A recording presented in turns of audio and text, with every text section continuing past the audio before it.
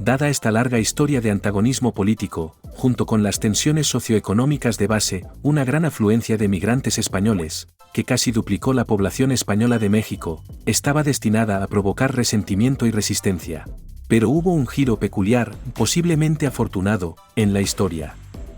Históricamente, la derecha mexicana, especialmente la derecha clerical católica, veneraba a la Iglesia y apreciaba el pasado hispano de México, mientras que la izquierda mexicana, liberales en el pasado, ahora socialistas y comunistas, había sido antiespañola, nacionalista e indígena, es decir, apoyando a los pueblos indígenas oprimidos. Por lo tanto, para la derecha mexicana, Hernán Cortés era un noble conquistador que llevó la civilización a los paganos, mientras que para la izquierda, era un villano brutal, incluso, como lo describió Diego Rivera, un sifilítico. Ahora, sin embargo, los españoles que acudieron en masa a México no eran conquistadores católicos, sino republicanos ilustrados. La izquierda, por lo tanto, hizo hincapié en que estos eran buenos españoles, a diferencia de los malos gachupines del pasado.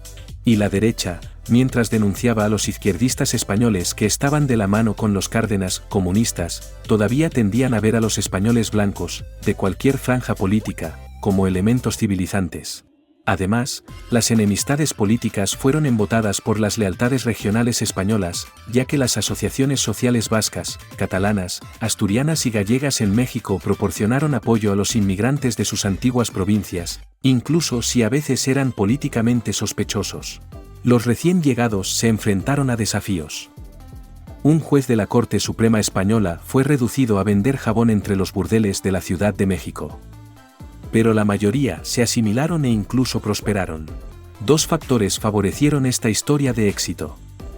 En primer lugar, los refugiados eran desproporcionadamente educados y de clase media, en comparación con el promedio español. Solo el 1% era analfabeto, en comparación con una tasa nacional del 25%. El gobierno mexicano esperaba atraer a trabajadores cualificados y campesinos productivos, pero estos estaban subrepresentados y los pocos que intentaron cultivar en México encontraron que las condiciones eran demasiado duras y los trabajos demasiado mal pagados. En lugar de poblar el interior rural, la mayoría de los refugiados se establecieron en las grandes ciudades del centro de México: Veracruz, Puebla, Guadalajara, y especialmente, la Ciudad de México, donde trabajaban en el comercio o como profesionales de cuello blanco: médicos, abogados, científicos y académicos, ayudados por la decisión de Cárdenas de que se respetarían las calificaciones profesionales españolas. No menos de 500 médicos españoles llegaron a México, 200 de los cuales se establecieron en la capital. Pero los refugiados también habían llegado en un momento oportuno. El gobierno de izquierda que les dio la bienvenida demostró ser el último de la secuencia revolucionaria. Después de 1940, el régimen se volvió cada vez más centrista y favorable a los negocios. Durante la Segunda Guerra Mundial, las relaciones con los Estados Unidos se hicieron cada vez más estrechas. El escenario se preparaba para el llamado milagro económico mexicano de las décadas de 1950 y 1960, cuando la economía floreció y los inmigrantes españoles calificados, ahora asimilados en gran medida a la sociedad mexicana y la desesperación de volver a una España democrática, sobresalieron en el comercio, la medicina, la educación y la ciencia. La pérdida de España fue una ganancia sustancial de México.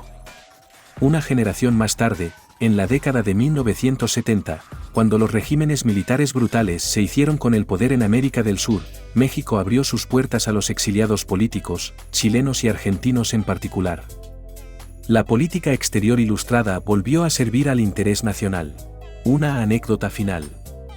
Entre los refugiados españoles que se establecieron en México estaba el coronel Alberto Bayo, un oficial de carrera del ejército que, en 1936, había liderado un infructuoso asalto republicano en la isla de Mallorca, controlada por los nacionalistas. 20 años más tarde, se basó en su experiencia en la guerra civil para entrenar a grupo de cubanos y otros que, desde su base clandestina mexicana, estaban preparando una rebelión quijotesca contra el dictador cubano Fulgencio Batista. Ese ataque, dirigido por un tal Fidel Castro, resultó mucho más exitoso.